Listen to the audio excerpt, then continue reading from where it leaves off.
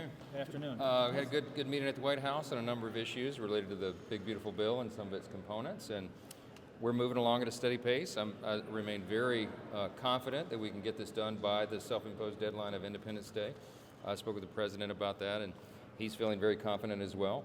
There's a sense of urgency about this, okay, because some things have happened since we passed that bill that make it even more necessary. You had the terrible atrocity, the anti-Semitism event in Boulder, where so many people were injured, heinous act of violence there. You have illegal aliens and those associated with them causing all sorts of chaos in Los Angeles right now.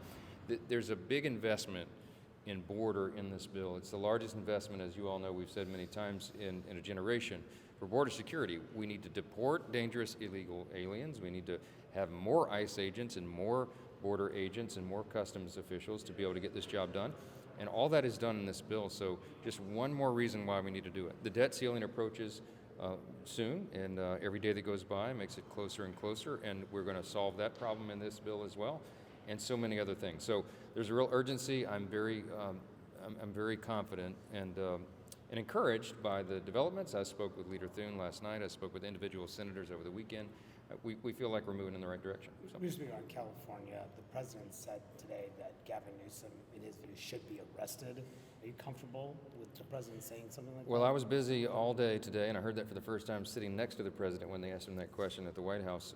I don't know what all that involves, but he gave comment there, and I'll stick by what he said. As a constitutional lawyer, you always talk about the Constitution. Do you think that we are within the realm of the Constitution, sending in military troops onto U.S. soil when there are local law enforcement to deal with this issue? Well, I'm told that the chief of police in Los Angeles made some comments suggesting that he was thankful that they had backup because it could have gotten far out of control. We've seen that in the past in Los Angeles and other large cities, and we saw it in the so-called Summer of Love when the progressives went crazy in the Pacific Northwest.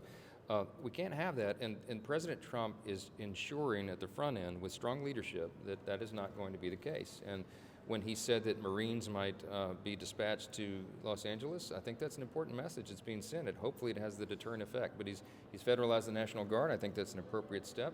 They are bringing an end to that chaos. If they were not there, you'd have buildings and cars. You don't think that stokes the flame somehow? I do not. Why not? No, because I believe we have to maintain the rule of law. And if the state and local leaders are unable or unwilling to do so, it is the job of the federal government to step in. We have the number one job of the government is to protect the people, protect their safety and their property, and if that's not being done by local and state authorities, then the feds have to step in. I think it's appropriate. But those comments about arresting Gavin Newsom, do those fan the flames? I'm not even sure the context of it. Honestly, I didn't hear it. I was busy all day. We had a retreat for some of our members and friends.